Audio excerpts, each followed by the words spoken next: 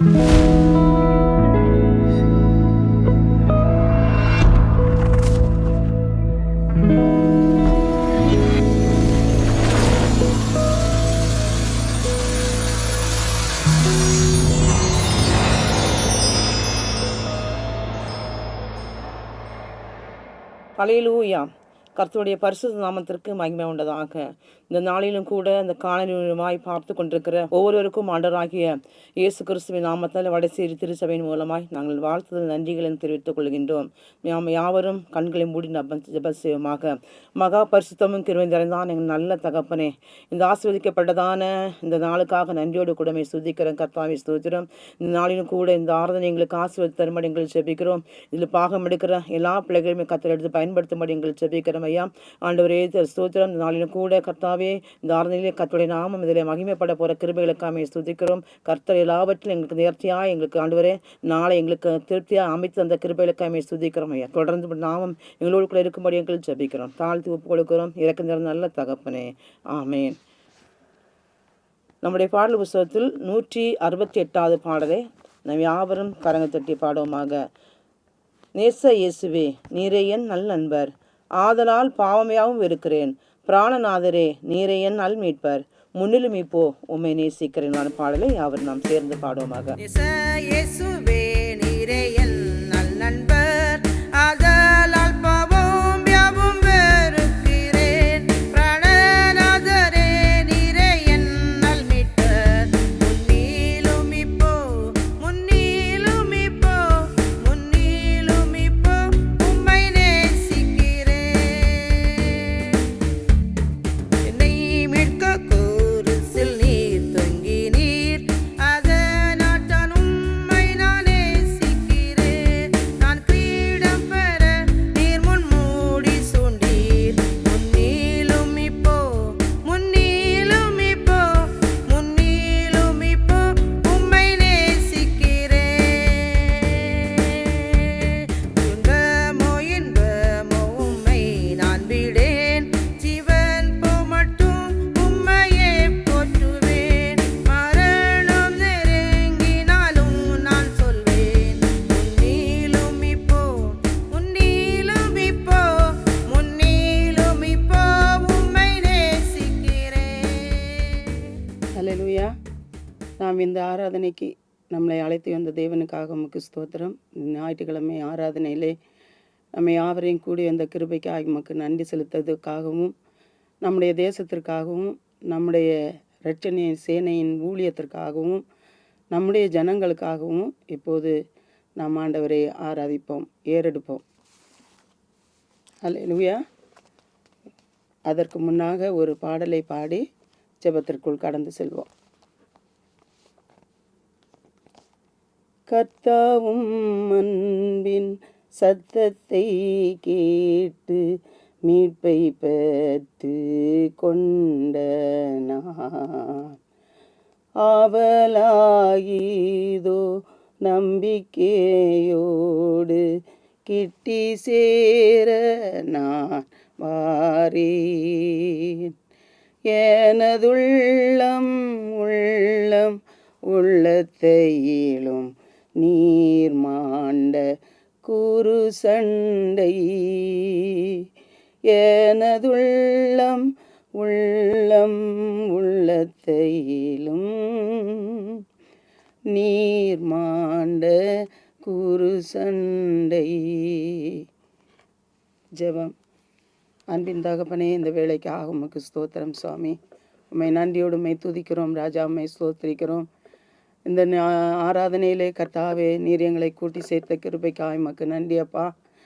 இந்த ஆராதனையை நீர் பொறுப்படுத்திக் கொள்ள வேண்டும் என்று கெஞ்சுகிறேன் ஆண்டவரே. இந்த ஆராதனையிலே வந்திருக்கிற ஒவ்வொரு பிள்ளைகளோடு உம்முடைய கிருபை இருக்கட்டும் சுவாமி. உம்முடைய ஆசீர்வாதத்தினால் ஒவ்வொருவரையும் நிரப்புங்கப்பா ஆண்டவரே. நாங்கள் எங்கே கூடியிருக்கிற சிறு பிள்ளைகள், வாலிப பிள்ளைகள் ஆண்டவரே, முதியவர்கள், பெற்றோர்கள் ஆண்டவரே, யாவருக்காகவும் ஜெபிக்கிறோம் சுவாமி. ஆண்டவர் ஒவ்வொரு பேரையும் நீர் ஆண்டு வழி நடத்த வேண்டும் என்று கெஞ்சுகிறோம். நீர் இரக்கமுள்ள தகப்பன், கிருபையுள்ள தகப்பன், அன்பின் தகப்பன். ஒவ்வொரு பேரையும் நீர் ஆண்டு நடத்தும் சுவாமி. அப்பா உண்மையே எதிர்பார்த்து கொண்டிருக்கிற பிள்ளைகளுக்கு ஆண்டவரே உம்முடைய சமூகத்திலே வந்து ஆராதிக்கும் போது உம்மை தேடும்போது கர்த்தாவே உம்முடைய ஆலயத்திலே வந்து தேடுகிற ஒவ்வொரு பேருக்கும் நீர் ஆசீர்வாதத்தை கட்டளையிடுகிற தகப்பனா இருக்கிறபடியால் உம்மை நன்றியோடு உம்மை துதிக்கிறோம் ஆண்டவரே. அப்பா எங்கள் குடும்பங்களிலே எங்கள் சபையிலே இருக்கிற பலவீன மக்களுக்காக ஜெபிக்கிறோம். பலத்திலே உம்முடைய பலன் பூரணமாய் விளங்கட்டும். எங்கள் சிறு பிள்ளைகளை ஆசீர்வதியும். படிக்கிற குழந்தைகளுக்கு நல்ல ஞானத்தையும் புத்தியையும் கொடும். ஆண்டவரே உம்முடைய ஞானம் பிள்ளைகளுக்கு பெரிதாக இருப்பதாக. எங்கள் வாலிப பிள்ளைகளை ஆசீர்வதிப்பீராக. எங்கள் வாலிப பிள்ளைகள் உம்முடைய வசனத்தை கைக்கொண்டு அதன்படி தன்னை காத்து கொண்டு ஜீவிக்க ஒவ்வொரு பேரோடு நீர் இடைப்படுவீராகப்பா. ஆண்டவரே இன்றைய வாலிபன் நாளைய தலைவனாய் காணப்படுகிறான், நாளைய ஊழியக்காரர்களாய் காணப்படுகிறார்கள், நாளைய குடும்ப தலைவர்களாய் காணப்படுகிறார்கள். ஒவ்வொரு பிள்ளைகளையும் நீர் ஆசீர்வதித்து வழிநடத்த வேண்டும் என்று கெஞ்சுகிறேன்.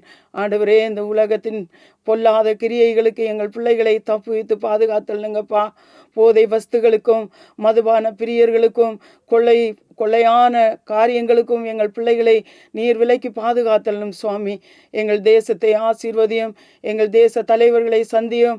எங்கள் தேச தலைவர்கள் உண்மை அறிகிற அறிவை கொடுக்க வேண்டும் என்று கெஞ்சுகிறேன். அதன் நிமித்தம் தேசத்திலே ஒரு சேமத்தை நீர் உண்டாக்க வேண்டும் என்று கெஞ்சுகிறேன் அப்பா. ஆண்டவரே எங்கள் இரட்சணியன் சேனை ஊழியங்களை ஆசீர்வதிப்பீராகப்பா. இந்த ஊழியத்தை நீர் ஆண்டவரே ஆசீர்வதித்து தந்ததினால் நாங்கள் ஆண்டவரே சிறுமைப்பட்டு போன நாட்களிலிருந்து நீர் இன்று எங்களை மேன்மையாய் வைத்த கிருபைக்காய் உமக்கு நன்றி செலுத்துகிறோம் ஆண்டவரே. இந்த நாள் முழுதும் எங்களை வழிநடத்தும். இங்கே எங்களுக்கு ஊழியக்காரர் கொடுக்கிற மன்னாவை நீர் ஆசீர்வதித்து தாரும் ஆண்டவரே. அதற்கு 100க்கு 100 பலன் கொடுக்க நல்ல நிலத்திலே விழுந்த விதைகளைப் போல ஒவ்வொரு பேரையும் எடுத்து பயன்படுத்தும் ஆண்டவரே. இந்த நேரத்திலே ஆண்டவரே நான் கேட்ட வார்த்தைகளுக்கு நீர் ஆம் என்றும் ஆமேன் என்றும் பதில் தருவதற்காக உமக்கு நன்றி செலுத்துகிறேன். மீட்பு மூலம் ஜெபம் கேளும் நல்ல பிதாவே. பரமண்டல ஜெபத்தை சொல்லுவோம். பரமண்டலங்களில் இருக்கிற எங்கள் பிதாவே, உம்முடைய நாமம் பரிசுத்தப்படுவதாக, உம்முடைய ராஜ்யம் வருவதாக, உம்முடைய சித்தம் பரமண்டலத்திலே செய்யப்படுவது போல பூமியிலேயும் செய்யப்படுவதாக. எங்களுக்கு வேண்டிய ஆகாரத்தை இன்று எங்களுக்கு தாரும். எங்கள் கடனாளிகளுக்கு நாங்கள் மன்னிக்கிறது போல எங்கள் கடன்களை எங்களுக்கு மன்னியும். எங்களை சோதனைக்கு உட்பட பண்ணாமல் தீமை நின்று எங்களை ரட்சித்துக்கொள்ளும். ராஜ்யமும் வல்லமையும் மகிமையும் என்றென்றைக்கும் உம்முடையவைகளே. ஆமேன். வாசிக்கும்படியாக தெரிந்து கொள்ளப்பட்ட வேத பகுதி 1 யோவான் 4ஆம் அதிகாரம் 7 முதல் 12 வரை. பிரியமானவர்களே, ஒருவரில் ஒருவர் அன்பாய் இருக்க கடவோம். ஏனெனில் அன்பு தேவனால் உண்டாயிருக்கிறது. அன்புள்ள எவனும் தேவனால் பிறந்து அவரை அறிந்திருக்கிறான். அன்பில்லாதவன் தேவனை அறியான். தேவன் அன்பாகவே இருக்கிறார். நம்முடைய ஒரே பேரான குமாரனாலே நாம் பிழைக்கும்படிக்கு தேவன் அவரை இவ்வுலகத்திலே அனுப்பினதினால் தேவன் நம்மேல் வைத்த அன்பு வெளிப்பட்டது. நாம் தேவனிடத்தில் அன்பு கூர்ந்ததினால் அல்ல, அவர் நம்மிடத்தில் அன்பு கூர்ந்து நம்முடைய பாவங்களை நிவர்த்தி செய்கிற கிருபாதார பலியாக நம்முடைய குமாரனை அனுப்பினதினாலே அன்பு உண்டாயிருக்கிறது. பிரியமானவர்களே, தேவன் இவ்விதமாய் நம்மிடத்தில் அன்பு கூர்ந்திருக்க நாமும் ஒருவரிடத்தில் ஒருவர் அன்பு கூற கடனாளியாய் இருக்கிறோம். தேவனை ஒருவனும் ஒருபோதும் கண்டதில்லை. நாம் ஒருவரிடத்தில் ஒருவர் அன்பு கூர்ந்தால் தேவன் நமக்குள் நிலைத்திருக்கிறார். அவருடைய அன்பு நமக்குள் பூரணப்படும். தேவன் தாமே வாசித்த வசனங்கள் யாவரையும் ஆசீர்வதிப்பாராக. ஆமென். கர்த்தருடைய பரிசுத்த நாமத்துக்கு மகிமை உண்டாவதாக. இந்த நேரத்தில் என்னையும் ஒரு சாட்சியாக நிறுத்தினேன். தேவாதி தேவனை ஸ்தோத்தரிக்கிறேன். எனக்கு சாட்சி அளித்ததான ஊழியக்கார ஐயாவுக்கும் சபைகளுக்கும் நன்றியை தெரிவித்துக் கொள்கிறேன். கடந்த நாட்கள் முழுவதும் எங்களை கண்ணின் கர்மணி போல பாதுகாத்தது என் தேவாதி தேவனுக்கு ஒரு முறை கூட என் உள்ளத்தின் ஆழத்திலிருந்து நன்றியை செலுத்துகிறேன். கடந்த நாட்களில் என் மகன் 10வது வகுப்பு படிக்கும்போது ரொம்ப பலவீனப்பட்டும் படிப்பில் கவனக்குறைவாகவும் காணப்பட்டு கொண்டிருந்தான். எப்படி பாஸ் ஆகுவானா இல்லையா என்ற ஒரு கவலையில் கூட இருந்துகிட்டு இருந்தோம். அந்த சமயத்தில் கர்த்தர் ஒரு நல்ல ஒரு வெற்றியை கொடுத்து நல்ல மார்க் எடுக்கிறதுக்கும் கர்த்தர் கிருபை செய்தார். அது மட்டுமல்லாமல் என் கணவர் அரசாங்கத்தில் ஒரு சிறிய வேலையில் இருந்து கொண்டிருக்கிறார். அந்த வேலையில் அவர் ஆகஸ்ட் 15 சமயத்தில் ஒரு அவார்டு வாங்குறதுக்கும் கர்த்தர் கிருபை செய்தார். அந்த அவார்டெலாம் நம்ம இடங்களில் சீக்கிரம் கிடைக்கக்கூடியது கிடையாது. ஆனாலும் கர்த்தர் அற்பையும் குப்பையுமாகிய எங்களுக்கு அந்த தருணத்தை ஏற்படுத்தின பெரிதான கிருபைக்காக என் தேவாதி தேவனை ஸ்தோத்தரிக்கிறேன். எங்களுக்கு உதவி செய்த கர்த்தர் என்னை போன்ற ஒவ்வொரு ஆத்மாக்களுக்கும் கர்த்தரிடத்தில் கேட்கும்போது அவரிடத்தில் எது கேட்கிறோமோ அது அபரிவிதமாக நமக்கு தருவார் என்பதை இந்த சாட்சியின் மூலம் தெரிவித்துக் கொள்கிறேன். அன்பே பிரதானம் சகோதர அன்பே பிரதானம் அன்பே பிரதானம் சகோதர அன்பே பிரதானம் அன்பொரு ஞானம் பரம நம்பிக்கை இன்ப விசுவாசம் இவைகளிலெல்லாம் அன்பொரு ஞானம் பரம நம்பிக்கை இன்ப விசுவாசம் இவைகளிலெல்லாம் அன்பே பிரதானம் சகோதர அன்பே பிரதானம் பல பல பாசை படித்தறிந்தாலும் கலகலவென்னும் கைமணியாமே பல பல பாசை படித்தறிந்தாலும் கலகலவென்னும் கைமணியாமே அன்பே பிரதானம் சகோதர அன்பே பிரதானம் என் பொருள் யாவும் ஈந்தளித்தாலும் அன்பில்லையானால் அதில் பயனில்லை என் பொருள் யாவும் ஈந்தளித்தாலும் அன்பில்லையானால் அதில் பயனில்லை அன்பே பிரதானம் சகோதர அன்பே பிரதானம் சாந்தமும் தயவும் சகல நற்குணமும் போந்த சத்தியமும் பொறும் சகல நற்குணமும் போந்த சத்தியமும் பொறுமையும் உள்ள அன்பே பிரதானம் சகோதர அன்பே பிரதானம் ஆண்டவரும் உலக இரட்சகருமாகிய இயேசு கிறிஸ்துவின் ஈடு இணையில்லாத நல்ல நாமத்திலே அன்போடு கூட உங்களை வாழ்த்துகிறேன். ஆண்டவருடைய அன்பின் நல் வாழ்த்துக்களை வணக்கத்தை உங்களுக்கு நான் தெரியப்படுத்திக் கொள்கிறேன். கர்த்தருடைய பரிசுத்த நாமம் மகிமைப்படுவதாக.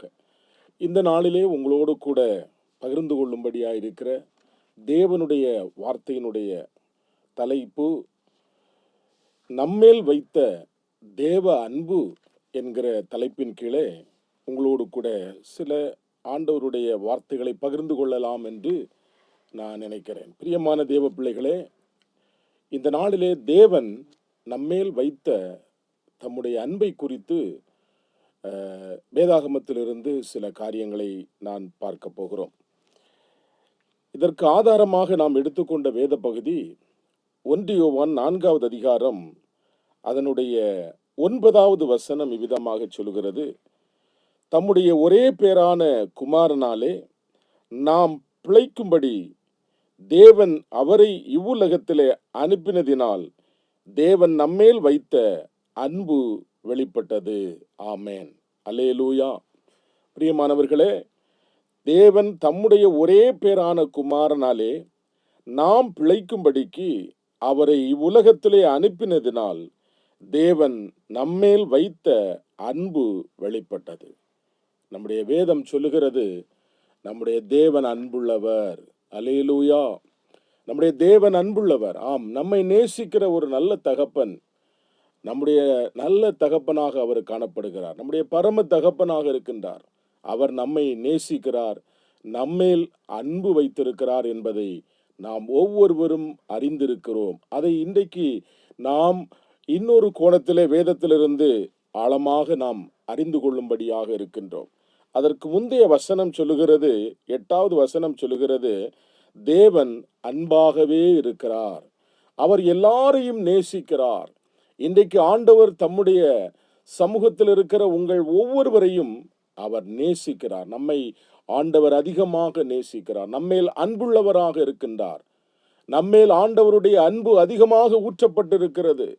இந்த உலகத்திலே என்னை நேசிக்க யாரும் இல்லை என்று நீங்கள் கலங்கி இருப்பீர்கள் என்று சொன்னால், தேவனுடைய நாமத்திலே சொல்லுகிறேன், நம்முடைய தேவனாகிய கர்த்தர் நேசிக்கிறார். நம்முடைய தேவனாகிய கர்த்தர் நம்மேல் தம்முடைய அன்பை விளங்க பண்ணியிருக்கிறார் என்பதை இன்றைக்கு நாம் அறிந்து கொள்ள வேண்டும். வேதாகமத்திலே ஆதியிலிருந்து நாம் பார்க்கின்ற பொழுது மனிதன் மேலே தேவன் அன்புள்ளவராகவே இருந்தார். தம்முடைய அன்பை வெளிப்படுத்தும்படியாக பல வகைகளிலே ஆண்டவர் செயல்பட்டதை நாம் வேதாகமத்திலே பார்க்க முடிகிறது. ஆதியிலே மனிதனை படைத்த பொழுது மனிதனை தம்முடைய சாயலின்படி படைத்தார். காரணம் என்னவென்றால், ஆண்டவர் மனிதன் மேல் வைத்த அன்பு. ஆகவே எல்லாவற்றையும் தம்முடைய வார்த்தையினாலே உருவாக்கிவிட்டு மனிதனை நேசித்தபடினாலே தம்முடைய சாயலாக தம்முடைய சொந்த கரத்தினாலே உருவாக்கினார் என்பதை நாம் வேதாகமத்திலே பார்க்க முடிகிறது. ஆகவே நம்மை உருவாக்கின நம்முடைய தேவன் நம்மை நேசிக்கிறார், நம்மேல் அன்பு வைத்திருக்கிறார், நம்மிடத்திலே அளவு கடந்த அன்பை அவர் வைத்திருக்கிறார் என்பதை நாம் ஒருபோதும் மறந்து போக வேண்டாம். அந்த அன்பை வெளிப்படுத்தும்படியாகத்தான் ஆண்டவர் பரிசுத்தவான்களை தெரிந்தெடுத்தார். ஆபிரகாம் காலத்திலிருந்து நாம் பார்க்கின்றோம், ஆண்டவர் ஒவ்வொரு மனிதனையும் தெரிந்தெடுத்தார். ஆபிரகாம் மூலமாக அந்த அன்பை வெளிப்படுத்தினார். ஈசாக்கு, யாக்கோபு என்கிற நம்முடைய முற்பிதாக்களின் மூலமாக அந்த அன்பை வெளிப்படுத்தினார். அதை தொடர்ந்து நாம் வாசிக்கிற பொழுது மோசேயின் மூலமாக அந்த அன்பு வெளிப்பட்டது, யோசுவாவின் மூலமாக அந்த அன்பு வெளிப்பட்டது. ஆனாலும் ஜனங்கள் தேவனிடத்திற்கு நேராக திரும்பாதபடிக்கு மனம் போல வாழ்ந்து வந்தார்கள் என்பதை நாம் பார்க்கின்றோம். ஆகவே ஒவ்வொரு காலகட்டத்திற்கு ஏற்ப தேவன் தம்முடைய அன்பை மனிதர் மேல், மனுக்குலத்தின் மேல் வெளிப்படுத்தி கொண்டே வந்தார். அதை தொடர்ந்து நாம் பார்க்கின்ற பொழுது அநேக பரிசுத்தவான்களை தொடர்ந்து ஆண்டவர் நியாயாதிபதிகளின் மூலமாக தம்முடைய அன்பை ஜனங்களுக்கு வெளிப்படுத்தி வந்தார். நியாயாதிபதிகளின் காலத்திற்கு பிறகு ஆண்டவரால் ஏற்படுத்தப்பட்ட ராஜாக்களின் மூலமாக தேவன் தம்முடைய அன்பை வெளிப்படுத்தி கொண்டு வந்தார். அதை தொடர்ந்து நாம் பார்க்கின்றோம், ஆண்டவர் தம்முடைய தீர்க்கதரிசிகளின் மூலமாக தம்முடைய அன்பை ஜனங்கள் மத்தியிலே வெளிப்படுத்தினார். அப்படி வெளிப்படுத்தியும் தேவ அன்பை இந்த மனுக்குலம் உணர்ந்து கொள்ளாமல், புரிந்து கொள்ளாமல் வாழ்ந்தது என்பதை நாம் பார்க்கின்றோம். ஆகவே தேவன் கடைசியில என்ன செய்கிறார் என்று சொன்னால், எல்லாவற்றிற்கு பிறகு தம்முடைய ஒரே பேரான குமாரனாலே இந்த உலகத்திற்கு தம்முடைய அன்பை வெளிப்படுத்தினார். தம்முடைய ஒரே பேரான குமாரனை இந்த உலகத்திற்கு அனுப்பினதின் மூலமாக தேவனுடைய அன்பு இந்த உலகத்திலே வெளிப்பட்டது. அப்படி அனுப்பப்பட்ட தேவகுமாரன் இந்த உலகத்திலே அவருடைய அன்பை நமக்கு காண்பித்தார். அவர் பிறந்ததிலிருந்து இந்த உலகத்திலே தேவனுடைய அன்பை வெளிப்படுத்துகிறவராகவே காணப்பட்டார்.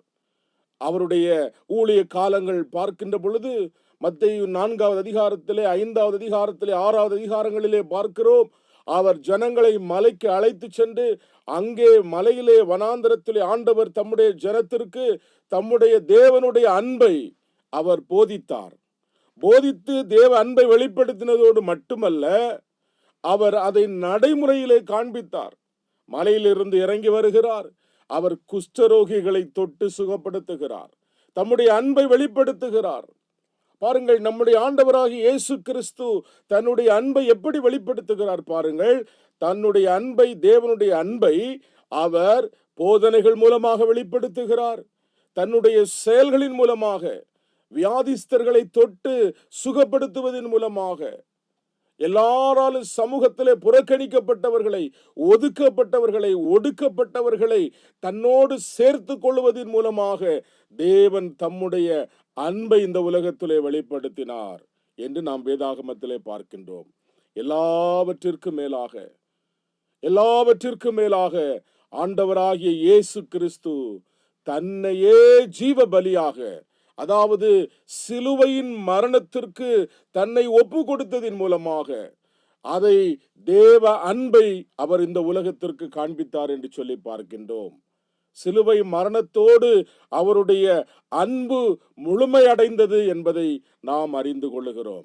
அந்த சிலுவை மரணத்திற்கு முன்பதாக அவர் பட்ட வேதனைகளும், அவருடைய துன்பங்களும், அவருக்கு கொடுக்கப்பட்ட பாடுகளும், அவருடைய வாழ்க்கையில் அவர் அனுபவித்த அந்த உபத்திரவங்களும் நம்மேல் வைத்த அன்பை வெளிப்படுத்தினதாய் காணப்பட்டது.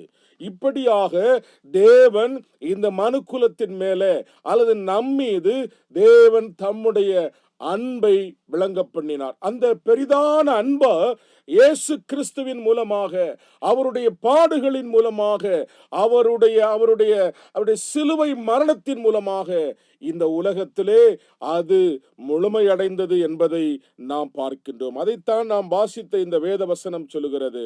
தம்முடைய ஒரே பேரான குமாரனாலே நாம் பிழைக்கும்படி தேவன் அவரை உலகத்திலே அனுப்பினதினால் தேவன் நம்மேல் வைத்த அன்பு வெளிப்பட்டது. அல்லேலூயா. அந்த அன்பு இயேசு கிறிஸ்து இந்த உலகத்திற்கு வந்து இந்த உலகத்திலே தம்முடைய நமக்கான பாடுகளை ஏற்றுக்கொண்டு, நமக்கான துன்பங்களை ஏற்றுக்கொண்டு, நமக்கான எல்லாவித கஷ்டங்களையும் சகித்து சிலுவையில் அடிக்கப்படும்படி தன்னை ஒப்பு கொடுத்து அந்த சிலுவை மரணத்தை ஏற்றுக்கொள்ளும் வரைக்கும் தேவன் தம்முடைய அன்பை வெளிப்படுத்தினார். இன்றும் அவர் நம்மை நேசிக்கிறார். அல்லேலூயா. ஆண்டவருடைய அன்பு அவ்வளவு ஈடு இணையில்லாத அன்பு, அவ்வளவு மேன்மையான ஒரு அன்பு. இந்த உலகத்திலே ஒருவராலும் கொடுக்க முடியாத ஒரு மேன்மையான அன்பு அந்த அன்பு. அந்த அன்பை தேவன் நம்மீது வைத்தார். அல்லேலூயா. ஆகவே இன்றைக்கு நாம் சந்தோஷமாக, மகிழ்ச்சியாக இந்த உலகத்திலே வாழுகிறோம். காரணம், தேவன் நம்மேல் வைத்த தம்முடைய அன்பு. அல்லேலூயா. அந்த அன்பின் வெளிப்பாடுதான் நம்முடைய வாழ்க்கையில நாம் சந்தோஷமாக இருக்கின்றோம். பிரியமானவர்களே, தேவன் அன்புள்ளவர் என்பதை ஒரு மனிதன் எப்பொழுது உணர்ந்து கொள்ள முடியும்? தன்னுடைய வாழ்க்கையில எப்பொழுது அந்த மனிதன் அதை புரிந்து கொள்ள முடியும்? இந்த தேவ அன்பை ஒரு மனிதன் எப்பொழுது ருசி பார்க்க முடியும் என்று சொன்னால், வேதம் நமக்கு தெளிவாக சொல்லுகிறது. யோவான் 3வது அதிகாரத்திலே 16வது வசனத்தை நாம் வாசிக்கின்ற பொழுது, தேவன் தம்முடைய ஒரே பேரான குமாரனை விசுவாசிக்கிறவன் எவனோ அவன் கெட்டு போகாமல் நித்திய ஜீவனை அடையும்படி அவரை தந்தருளி இவ்வளவாய் உலகத்தில் அன்பு கூர்ந்தார். அப்போ ஒரு மனுஷன் இந்த தேவ அன்பை எப்பொழுது தன்னுடைய வாழ்க்கையில உணர்ந்து கொள்ள முடியும் என்றால், அவரை விசுவாசிக்கின்ற பொழுது, ஆண்டவராகிய இயேசு கிறிஸ்துவை விசுவாசிக்கிற பொழுது, தம்முடைய ஒரே பேரான குமாரனை விசுவாசிக்கிறவன், அவரை விசுவாசிக்கிறவர்கள் இந்த தேவ அன்பை உணர்ந்து கொள்ளுகிறார்கள். இன்றைக்கு ஆண்டவர் மேல நம்பிக்கையோடு, ஆண்டவர் மேல இருக்கிற விசுவாசத்தின் மூலமாக நாம் அறிந்து கொள்வது என்னவென்றால், தேவன் நம்மீது அன்புள்ளவராக இருக்கின்றார். நீங்களும் நானும் ஆண்டவரை விசுவாசிக்கிறோம் என்றால், நீங்களும் நானும் ஆண்டவர் மேல நம்பிக்கையோடு ஜீவிக்கிறோம் என்றால், நாம் உணர்ந்து கொள்ள வேண்டும், நம் தேவன் அன்புள்ளவராயிருக்கிறார். நம்முடைய தேவன் அன்புள்ளவராயிருக்கிறார்.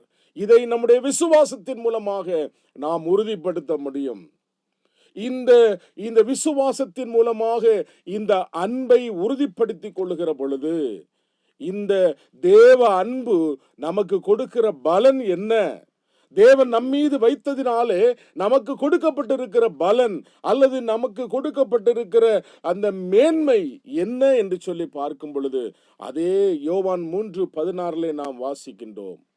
தம்முடைய ஒரே பேரான குமாரனை விசுவாசிக்கிறவன் கெட்டு போகாமல் நித்திய ஜீவனை கொடுக்கிறார். அல்லேலூயா. ஆம், தேவனாகிய கர்த்தர் தம்முடைய குமாரனாகிய இயேசுவை இந்த உலகத்திலே அனுப்பி, அவர் தேவன் தம்முடைய அன்பை வெளிப்படுத்தினார். அந்த அன்பை நாம் விசுவாசிக்கிறதன் மூலமாக, இயேசுவை விசுவாசிக்கிறதன் மூலமாக நம்முடைய வாழ்க்கையில அடைந்து கொள்ள முடியும். அந்த விசுவாசத்தோடு தேவ அன்பை நாம் பெற்றுக்கொள்ளுகின்ற பொழுது, அந்த விசுவாசத்தின் மூலமாக தேவனுடைய அன்பை ருசி பார்க்கின்ற பொழுது, நமக்கு நித்திய வாழ்வை நம்முடைய தேவன் தருகின்றார். அல்லேலூயா. அப்போ தேவ அன்பு நமக்கு எதை பெற்றுக் கொடுக்கிறது என்றால், நித்திய வாழ்வை கொடுக்கின்றது.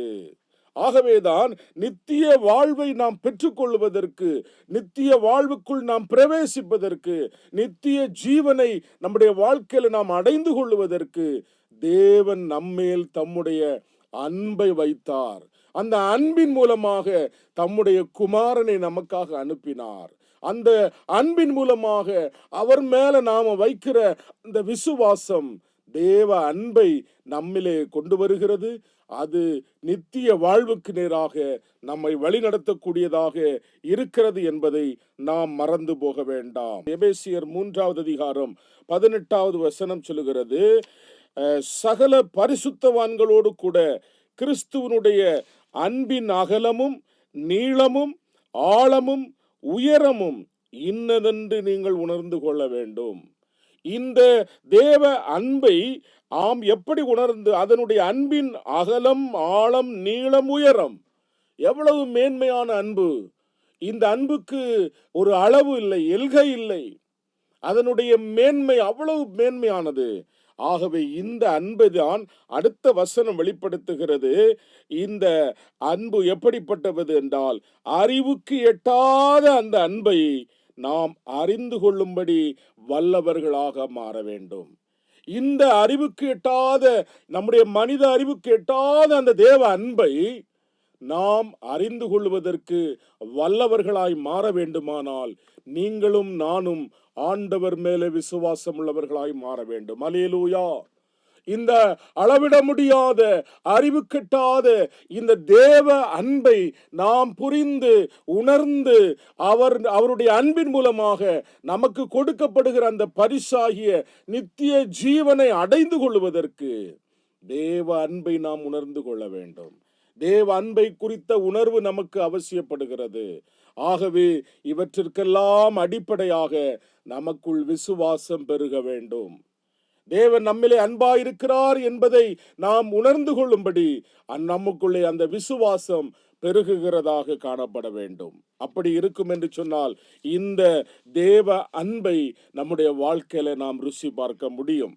பிரியமான தேவ பிள்ளைகளே, இன்றைக்கு ஆண்டவருடைய நாமத்திலே சொல்லுகிறேன், இந்த அறிவு கெட்டாத அந்த தேவ அன்பை, இந்த அதனுடைய அகலம் உயரம் நீளம் அகலம் ஆழம் இதனுடைய எல்கை அறியாத அவ்வளவு மேன்மையான அந்த அவ்வளவு உயர்வான அவ்வளவு ஸ்தோத்திரம் கர்த்தருடைய நாமத்தில் அந்த மேன்மையான அந்த அன்பை நம்முடைய வாழ்க்கையில நாம் உணர்ந்து அறிந்து கொள்ள வேண்டுமானால் அந்த ஆண்டவராகிய தேவன் மேல, அவருடைய குமாரனாகிய இயேசு கிறிஸ்துவின் மேல விசுவாசம் உள்ளவர்களாய் மாற வேண்டும்.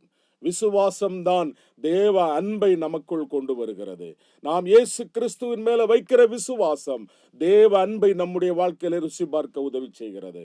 நாம் தேவன் மேல, ஆண்டவராய் இயேசு கிறிஸ்துவின் மேல வைக்கிற நம்பிக்கை விசுவாசம் தேவ அன்பை நமக்குள்ளே கொண்டு வருகிறது.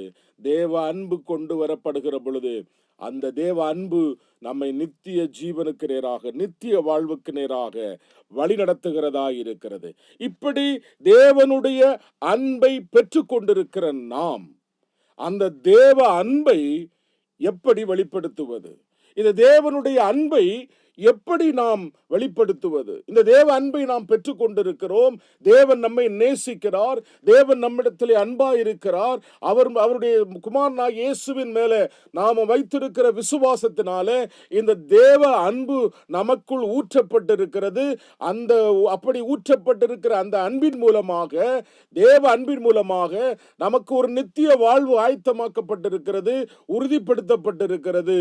இந்த தேவ அன்பை நாம் எப்படி வெளிப்படுத்துவது?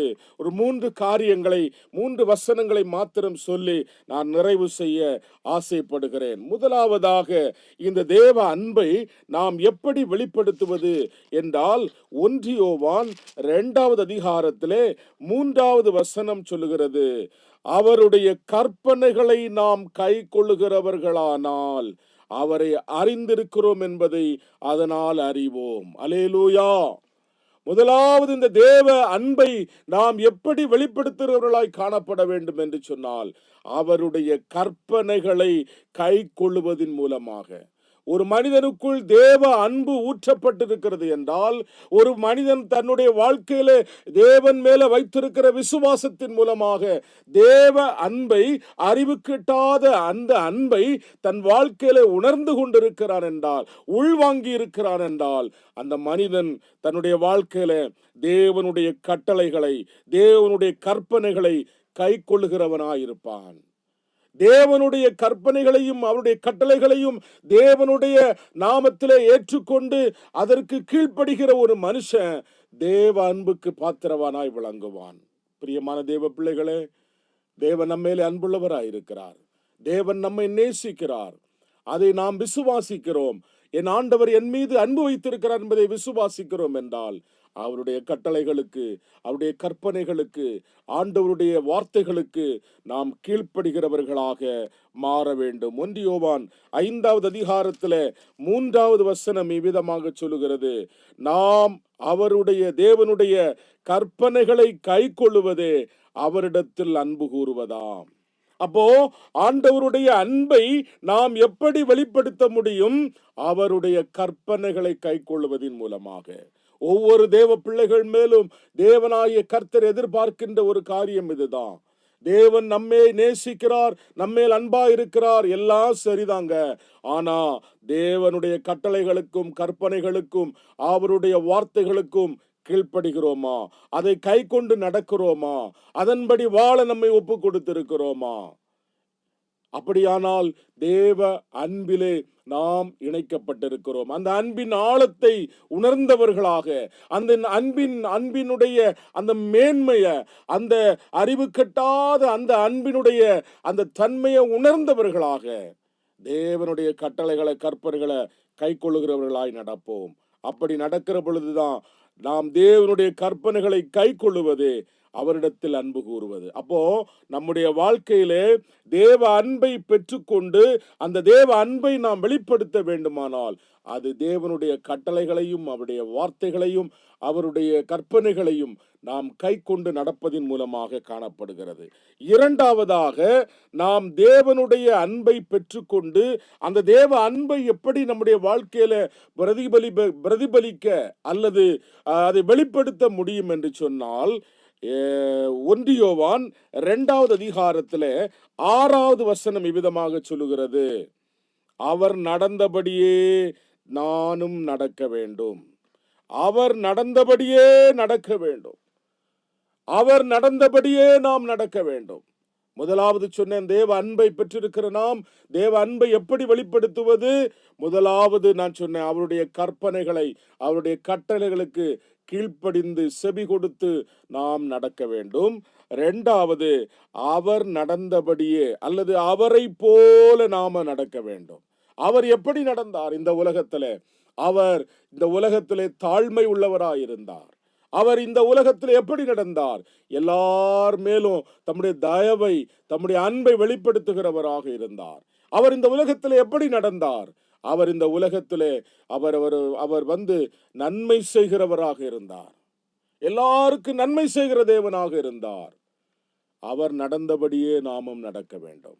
தாழ்மை உள்ளவராக, அன்புள்ளவராக, எல்லாரையும் நேசிக்கிறவராக, அவர் நன்மை செய்கிறவராக நடந்தார். ஆகவே தான் வேதம் சொல்லுகிறது, அவருடைய அடிச்சுவடுகளை நாம் பின்பற்றி நடக்க வேண்டும். தேவ அன்பு நமக்குள் ஊற்றப்பட்டிருப்பதை நாம் உணர்ந்து கொள்ளுவோம் என்று சொன்னால், அவர் நடந்தது போல நாமும் நடக்க வேண்டும். அவர் எப்படி நடந்தாரோ, அவர் எப்படி வாழ்ந்தாரோ, அவர் எப்படி இந்த உலகத்திலே ஜீவித்தாரோ அப்படி ஜீவிக்க, அப்படி அதன்படி நடக்க, அவருடைய அடிச்சுவடுகளை பின்பற்ற நாம் நம்மை ஒப்பு கொடுக்க வேண்டும். மூன்றாவதாக, இந்த தேவ அன்பை பெற்றுக் கொண்டிருக்கிற நாம் அந்த தேவ அன்பை எப்படி நம்முடைய வாழ்க்கையில வெளிப்படுத்துவது? வேதத்திலே நாம வாசிக்கிறோம், 1 யோவான் 4வது அதிகாரத்திலே 11வது வசனம் இவ்விதமாக சொல்லுகிறது, பிரியமானவர்களே, தேவன் இவ்விதமாய் நம்மிடத்தில் அன்பு கூர்ந்திருக்க நாமும் ஒருவரிடத்தில் ஒருவர் அன்பு கூற கடனாளிகளாயிருக்கிறோம். அல்லேலூயா. முதலாவது சொன்னேன், தேவ அன்பை நாம் தேவனிடத்திலே பெற்றிருக்கின்ற அன்பை இந்த உலகத்தில் எப்படி வெளிப்படுத்துவது? அவருடைய கட்டளைகளை, அவருடைய கற்பனைகளை கேட்டு அதன்படி நடக்கிறதின் மூலமாக. இரண்டாவது, நாம் அவரை போல நடக்க வேண்டும். அவர் வாழ்ந்தது போல வாழ வேண்டும். அவருடைய அடிச்சுவடுகளை பின்பற்றி நடக்க வேண்டும். அவருடைய பாதச்சுவடுகளின் பாதையிலே நாம் நடக்க வேண்டும். மூன்றாவதாக வேதம் நமக்கு தெளிவாக சொல்லுகிறது, நாம் ஒருவரிடத்தில் ஒருவர் அன்பு கூறுகிறவர்களாய் காணப்பட வேண்டும். ஒருவரிடத்தில் ஒருவர் அன்பு செலுத்துகிறவர்களாய் இருக்க வேண்டும். அவர் நம்மை நேசித்தார், அவர் நம்மேலே அன்பு வைத்தார். அவர் நம்மீது வைத்த அன்பு நமக்குள் ஊற்றப்பட்டிருப்பதினாலே, அந்த அறிவு கட்டாத அன்பை நாம் உணர்ந்திருப்பதினாலே, அந்த அன்பிற்கு அடையாளமாக நாம் ஒருவர் மீது ஒருவர் அன்புள்ளவர்களாக இருக்க வேண்டும். அதே அதிகாரத்திலே கடைசி 2 வசனங்கள் 20, 21 வசனம் சொல்லுது பாருங்க. தேவனிடத்தில் அன்பு கூறுகிறேன் என்று ஒருவர் சொல்லியும் தன் சகோதரனை பகைத்தால் அவன் பொய்யன். தான் கண்ட சகோதரனிடத்தில் அன்பு கூறாமல் இருக்கிறவன் தான் காணாத தேவனிடத்தில் எப்படி அன்பு கூறுவான்? பிரியமான தேவ பிள்ளைகளே, தேவனிடத்திலே அன்பு கூறுகிறோம் என்று சொல்லுகிறோம். ஆண்டவர் என்னை நேசிக்கிறார், நான் அவரை நேசிக்கிறேன், என் தேவன் மேல அன்பு வைத்திருக்கிறேன் என்று சொல்லுகிறோம் என்றால், வேதம் சொல்லுகிறது, கண்ட சகோதரனிடத்தில் அன்பு கூறாமல் இருக்கிறவன் காணாத தேவனிடத்தில் எப்படி அன்பு கூற முடியும்? ஆகவே தான் இன்றைக்கு சொல்கிறேன், நாம் ஒருவரில் ஒருவர் அன்புள்ளவர்களாய் இருக்க வேண்டும். 21வது வசனம் சொல்லுகிறது, தேவனிடத்தில் அன்பு கூறுகிறவன் தன் சகோதரனிடத்திலும் அன்பு கூற வேண்டும் என்கிற இந்த கற்பனையை அவராலே நாம் பெற்றிருக்கிறோம். இது தேவனிடத்திலிருந்து கொடுக்கப்பட்டிருக்கிற கற்பனை. நாம் ஒருவரில் ஒருவர் அன்பா இருக்க வேண்டும், சகோதர சிநேகத்தோடு வாழ வேண்டும்.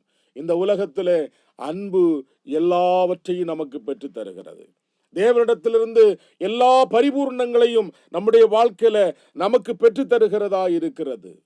ஆகவே நாம் ஒருவரில் ஒருவர் அன்பு கூறுகிறவர்களாக, ஒருவரை ஒருவர் நேசிக்கிறவர்களாக, சகோதர சிநேகத்திலே பெருகுகிறவர்களாக இந்த உலகத்திலே நாம் மாறும் பொழுது தேவ அன்பை நாம் வெளிப்படுத்த முடியும், தேவனுடைய அன்பை பிரதிபலிக்க முடியும். இன்றைக்கு வேகமாக ஓடிக்கொண்டிருக்கிற இந்த உலகத்திலே சகோதர சிநேகம் என்பது குறைந்து காணப்படுகிறது. ஒருவருக்கு ஒருவர் அன்பில்லாமல், ஒருவரை ஒருவர் நேசிக்காமல் இந்த உலகத்திலே சத்துருவானவன் பகையை விதைத்து கொண்டிருக்கிறான். உடன் பிறந்தவர்களுக்குள்ளே பகை, சகோதர சிநேகம் இல்லை, அன்பு இல்லை, அன்பு தணிந்து கொண்டிருக்கிறது. காரணம், தேவ அன்பை ருசிக்காமலும் தேவ அன்பை உணர்ந்து கொள்ளாமலும் தேவனுடைய அந்த அன்பின் ஆழத்தை, அந்த அன்பின் உயரத்தை, அந்த அன்பின் நீளத்தை, அந்த அன்பினுடைய மேன்மையை, அதனுடைய அகலத்தை அறியாமல் இன்றைக்கு நாம் இந்த உலகத்திலே வாழுகிறோம். ஆகவே இன்றைக்கு நம்மிடத்திலும் அன்பு இல்லை.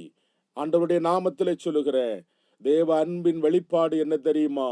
ஒருவரில் ஒருவர் அன்புள்ளவராய் இருக்க வேண்டும். ஏனென்றால் அன்பில்லாதவன் தேவனை அறியாதவன் என்று வேதம் சொல்லுகிறது. அன்பில்லாதவன் தேவனை அறியாதவன். ஆகவே ஒருவரில் ஒருவர் அன்பு கூறுகிறவர்களாய் இருப்போம், சகோதர சிநேகமுடையவர்களாக இருப்போம். அவருடைய அடிச்சுவடுகளை பின்பற்றி அவரை போல நாமும் நடந்து கொள்ளுவோம். அவர் வாழ்ந்தது போல தாழ்மை உள்ளவர்களாய், எளிமையானவர்களாய், அன்புள்ளவர்களாய், இரக்கமுள்ளவர்களாய், தெய்வீக காருண்யத்தை வெளிப்படுத்துகிறவர்களாய், எல்லாருக்கும் நன்மை செய்கிறவர்களாய் தேவனுடைய அடிச்சுவடுகளை பின்பற்றி நடப்போம்.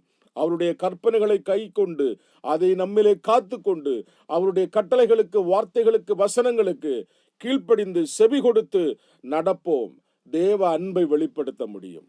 அப்படிப்பட்ட மேன்மையான அந்த தேவ அன்பை நம்மிலே நாம் வெளிப்படுத்துகிற பொழுது தேவனாகிய கர்த்தர் தம்முடைய நித்திய ராஜ்யத்தின் மேன்மைய இந்த தேவ அன்பின் மூலமாக நமக்கு அவர் தரும்படியாக இருக்கின்றார். ஆகவேதான் வேதம் சொல்லுகிறது, 1 யோவான் 4வது அதிகாரத்திலே, ஸ்தோத்திரம், 4வது அதிகாரத்திலே அதனுடைய 15வது வசனம் சொல்லுகிறது, இயேசுவானவர் தேவனுடைய குமாரன் என்று அறிக்கை பண்ணுகிறவன் எவனோ அவனில் தேவன் நிலைத்திருக்கிறார், அவனும் தேவனில் நிலைத்திருக்கிறான். இயேசுவானவர் தேவனுடைய குமாரன் என்று அறிக்கை பண்ணுகிறவன் எவனோ அவனில் தேவன் நிலைத்திருக்கிறார், அவனும் தேவனில் நிலைத்திருக்கிறார். அப்படியானால் தேவனில் நாம் நிலைத்திருக்க வேண்டுமானால், அவருடைய அன்பில் நிலைத்திருக்க வேண்டுமானால் நாம் அன்பில் நிலைத்திருக்கிறவர்களாய் மாற வேண்டும். நாம் நம்முடைய அன்பு நிலையானதாக இருக்க வேண்டும், நம்முடைய அன்பு உண்மையானதாக இருக்க வேண்டும். ஆண்டவருடைய அன்பு உண்மையானது, ஆண்டவருடைய அன்பு மாய்மாலம் இல்லாதது, ஆண்டவருடைய அன்பு ஒருபோதும் நம்மை விட்டு விலகாத அன்பு. இந்த அன்பினுடைய ஆழத்தை நாம் என்றைக்கு உணர்ந்து கொள்ளுகிறோமோ, என்றைக்கு இந்த அன்பை நாம் உணர்ந்து விசுவாசிக்கிறோமோ, அன்றைக்கே நித்திய ஜீவன் நமக்காக உறுதிப்படுத்தப்பட்டிருக்கிறது.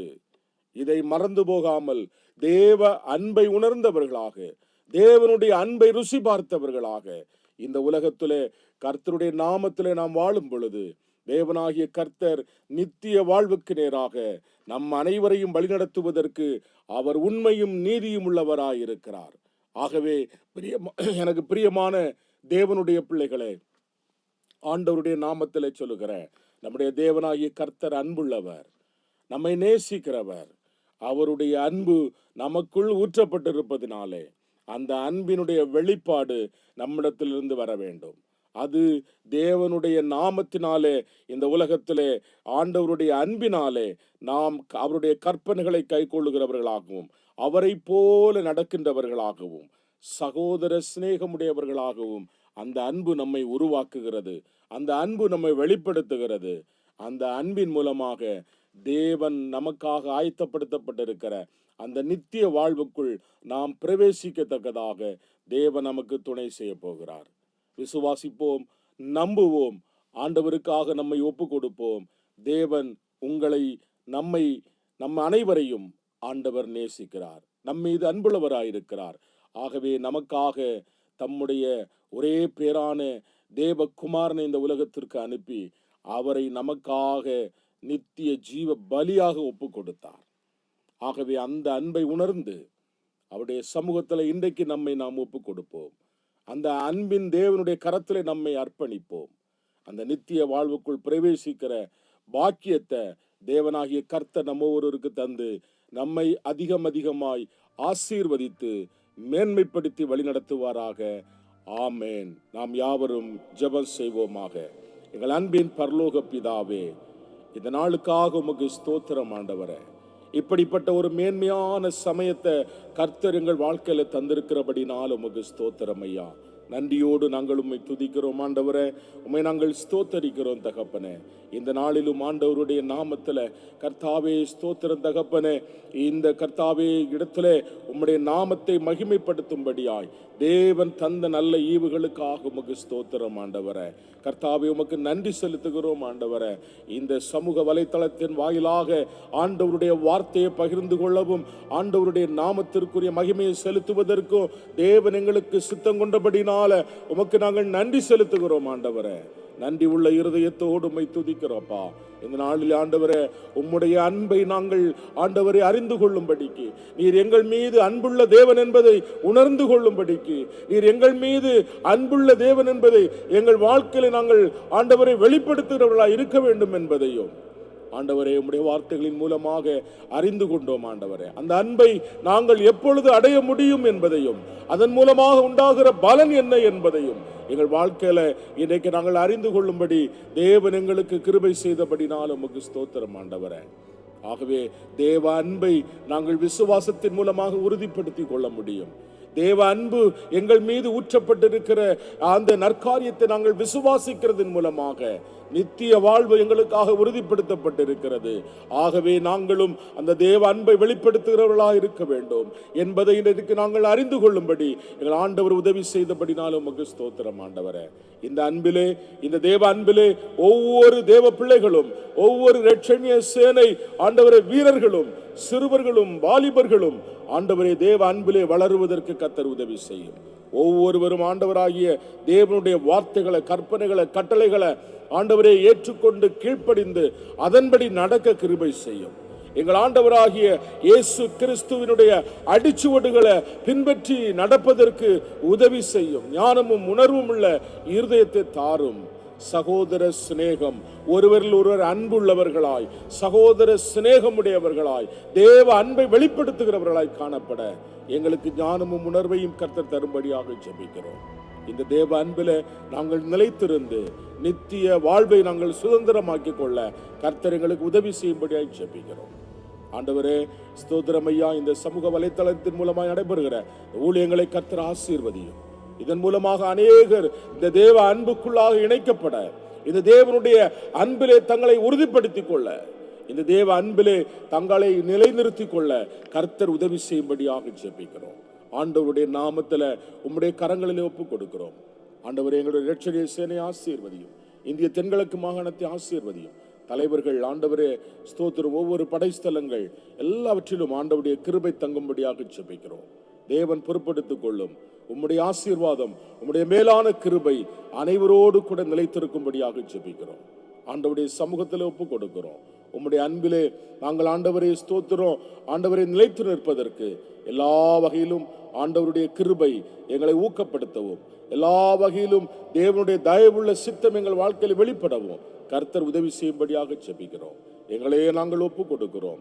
ஆசீர்வதியும் பலப்படுத்தும். கிருபையினாலும் சமாதானத்தினாலும் தயவினாலும் காருண்யத்தினாலும் நிறைத்தரலும். மீட்பர் இயேசுவின் நாமத்தில் தாழ்மையோடு ஒப்பு கொடுத்து ஜெபிக்கிறோம் எங்கள் ஜீவனுள்ள நல்ல பிதாவே, ஆமென்.